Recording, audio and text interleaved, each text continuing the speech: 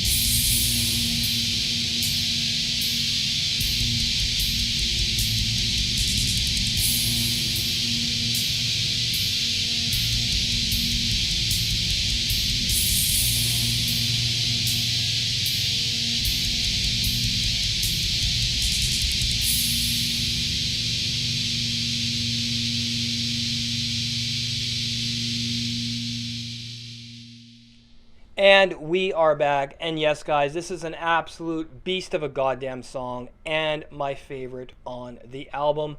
Great job, Mike. The closer, Alone in the Woods, is a swan song of Mike's continued desire for peace and isolation from the world and the scum of society. And there's a very strong emphasis on anger and rage on this track. However, the deep, somber atmospheric textures that were present on the rest of the record are still very much in place here, and it is a very memorable experience. And I will also say that the entire album is memorable. And given that it is only a 4-track EP at clocking in just over 24 minutes, that is not an easy accomplishment by any stretch of the imagination. And Mike has definitely nailed this in spades. That could possibly be due to the song length, where there are songs that go on for over 6 minutes, but I think that was necessary in order to build the atmosphere that Mike was going for on this album, and he did a hell of a job fucking creating this. I will definitely say that. The final verdict for Ordo Chao Hermetical Desolation is going to get a 9 out of 10. Now, my only small gripe here is that there could have been more ambient dark keyboard passages to increase the atmospheric intensity, but really, that's about it, guys. And hey, if you're new here, please subscribe and turn on that bell so you don't miss anything. Join the Facebook group, facebook.com/groups/Music of Destruction. You can follow me on Twitter and Instagram at Music of Destruction. Pretty easy to find me there. If you would like to offer your support on Patreon and get access to exclusive content and perks, head on over to patreon.com/Music of Destruction and select the $5 tier. For $1 per month, I will also review an album that you guys can request in the Facebook group. Shoutouts and thank yous here on the channel. Shadows of Death Records. Go to shadowsofdeathrecords.com/list-2-music and check out his band. Some great stuff there. Terry Marquez, the manager of the Pissing Razors and Texas Voodoo Stomp. Love those guys. Hope everybody in Texas is doing safe amidst this COVID-19 bullshit. Metal Ben's Chronicles, Acid Metal, King of Swords, Heavy Metal Networks, Backwoods Metal, and Farley's Nerd Cave. Great metal YouTubers. Make sure you check them out. Thank you very much for watching, guys. Have yourselves an awesome day, and we will see you tomorrow for the next video. Cheers, everybody.